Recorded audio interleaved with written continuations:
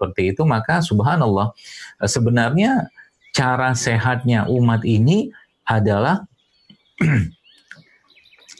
sebuah hal yang sudah diperintahkan oleh Allah. Saya sering membahas bahwa sebenarnya kita ada, jadi seorang Muslim ya, atau seorang Islam ya, seorang yang beriman pada Allah, itu kan kita kenal rukun Islam dan rukun iman.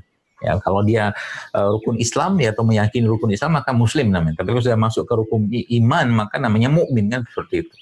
Jadi rukun Islam yang kita ketahui ada 5 ya, ada 5. Ya sebenarnya itu semua kalau dikerjakan dengan baik ya, dengan baik sesuai dengan tuntunan baginda Nabi SAW, maka sebenarnya kita akan sehat. Ya, kita akan sehat. Ya. Dan sehat yang didapatkan itu sebenarnya efek samping saja, ya, efek samping saja dari sebuah ketaatan. Saya pernah sampaikan juga keyword yang biasa saya sampaikan itu adalah kesehatan yang didapat seorang yang beriman kepada Allah adalah buah dari ketaatan kepada Allah. Kesehatan yang didapatkan oleh seseorang yang beriman kepada Allah dan Rasulnya pastinya adalah buah dari ketaatannya. Jadi kalau kita belajar ya, kalau kita belajar tentang itu semua, nanti kita akan paham. Jadi kita contoh beginilah. Saya pernah diskusi dengan seorang ustadz juga kan, saya katakan, ya sahabat saya juga, saya katakan, beliau mengatakan bahwa sebenarnya umat Islam itu harusnya kaya-kaya semua, harusnya, dia bilang. Kalau ada yang nggak kaya, mungkin mereka memilih untuk tidak mau kaya gitu loh. Ya. Tapi kalau kita belajar dari, atau mungkin kita mencerna dari bagaimana Allah menjelaskan dalam Al-Quran, dalam surat At-Tolaq, wa may yattaqillaha yaj'al lahu makhraja wa yarzuq min haitsu la yahtasib. Jadi kalau orang bertakwa itu rezekinya tuh macam-macam gitu loh, macam-macam Allah kasih. Ya, demikian juga dengan kalau kita kembalikan kepada urusan kesehatan. Protokol kesehatan dalam agama kita yang mulia ini, Bapak Ibu sekalian, sudah sangat amat lengkap coba. Islam adalah agama yang sangat menjunjung tinggi dalam urusan kesehatan. Contoh ya, misalkan kita bicara Bapak Ibu, kalau mungkin ya salah satu syariat atau perintah Allah yang paling utama yang menjadi atau mungkin dihisab pertama kali adalah sholat. Sholat itu ya kita tahu bahwa kemarin saya posting juga tentang prone position. Jadi prone position tuh ya seperti orang sujud gitu kan. Yang orang-orang barat nggak tahu itu gitu kan. Yang orang-orang mungkin nggak tahu atau tidak diberitahu sama Allah ya, seperti itu. Dan ternyata menjadi cara termudah untuk menyuplai oksigen. Dan kita sudah tahu tentang itu, bagaimana Rasulullah dan para salafus sholeh atau orang-orang sholeh zaman dulu, mereka memang memperlama sujud mereka. Mereka memperlama sujud mereka. Ya, Nabi juga seperti itu mencontohkan.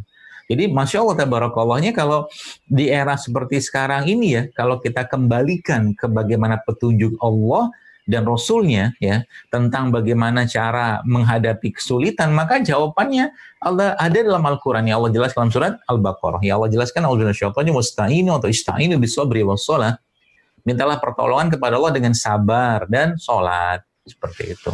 Jadi sholat-sholat sunnahnya diperbanyak, dan sholat-sholat yang wajibnya ya kita perbaiki kualitas sholat ya. Karena memang sholat itu gerakan yang paling utama di situ ya. Dan komplit gitu kan, dalam kalau kita bicara tentang Islam Bapak sekalian, maka kadang-kadang saya mikir gitu kan, apa hikmah gitu kan? Apa hikmah Allah menyuruh kita sholat subuh? Apa hikmahnya? Atau jangan tanyanya kenapa, tapi apa hikmahnya Allah menyuruh kita sholat zuhur, sholat asar, sholat maghrib, sholat isya? Ada hubungan apa sholat tadi dengan tubuh manusia? Ada hubungan apa sholat tadi dengan metabolisme manusia? Ya, seperti itu. Jadi semakin kita, kita semakin penasaran dengan itu semua, nanti kita akan ketemu tuh kuncinya. Ya, jawabannya lama-lama perlahan-lahan. Contoh mungkin ya, kita pernah mendengar hadis baginda Nabi SAW yang mana ada seorang yang mengadu kepada Rasulullah SAW. Saat itu Nabi yang mengadukan saudaranya sakit perut gitu kan, hadisnya begitu. Lalu Nabi katakan, minumkanlah madu, kata Nabi. Minumkanlah madu. Dan subhanallah, Bapak sekalian, orang itu balik lagi kepada Nabi kan, SAW. Dia katakan, ya Rasulullah belum sembuh gitu kan. Lalu Nabi katakan, minumkanlah lagi sampai 3 kali. Terus di akhir hadis tersebut, riwayat tersebut, Nabi mengatakan ketika dibilang belum sembuh juga, Nabi katakan apa? Nabi tidak bilang bahwa wah ini jangan-jangan madunya nggak cespleng gitu kan. Jangan-jangan ini madunya nggak berkhasiat nih. Tapi Nabi katakan apa? ketahuilah bahwa perut saudaramu itu yang berdusta. Kata Nabi kan begitu.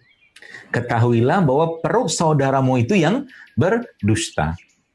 Subhanallah, Bapak sekalian, kalau kita belajar dari para ulama seperti Ibnu Qayyim al-Jauziyah rahimahullah mengatakan bahwa ketika Nabi mengatakan seperti itu, maka sebenarnya ada petunjuk atau ada sebuah doktrin atau klaim yang sangat luar biasa yang ada pada pernyataan Nabi tadi, yang menjelaskan bahwa memang mahdunya nggak bermasalah. Yang bermasalah adalah tubuhnya orang itu yang terlalu banyak racunnya.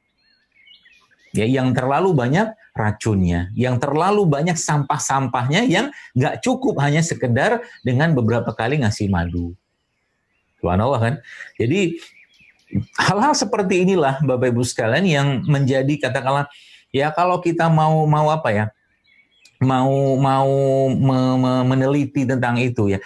Tadi pagi saya sempat baca juga penelitian tentang beberapa ada teman-teman yang ngirim jurnalnya penelitian mereka ke Inggris gitu kan untuk dimasukkan ke ada kumpulan jurnal artikel di situ.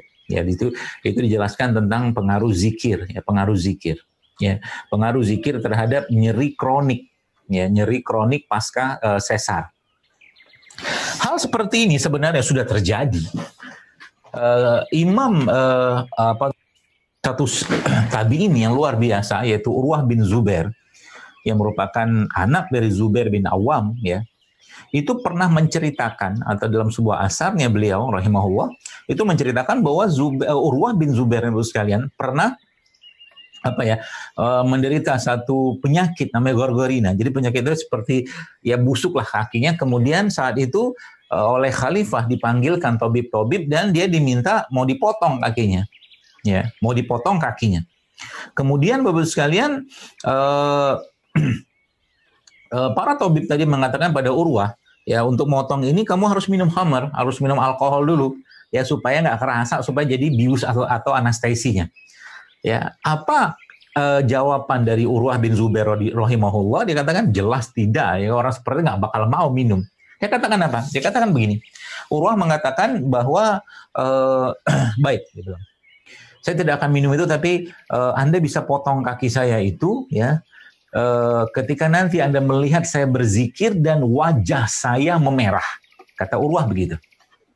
Akhirnya, sekalian, subhanallah.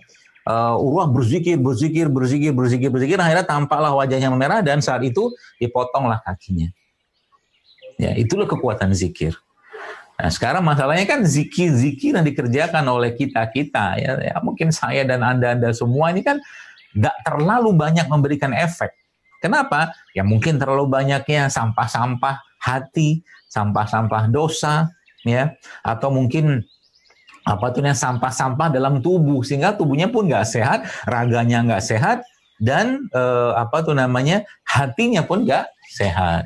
Ya seperti itu. Jadi lagi-lagi saya sampaikan kalau kita belajar bagaimana Islam mengajarkan itu semua sebenarnya banyak dan sebagian besar problem kesehatan umat Islam khususnya ya dan negeri ini kalau seandainya dikembalikan kepada Al-Quran dan hadis baginda Nabi SAW selesai semua. Tapi sayangnya banyak orang belum mau mengikuti. Tapi sebelumnya, please like dulu video ini, klik tombol like, dan yang paling penting, klik tombol subscribe bagi yang belum. Karena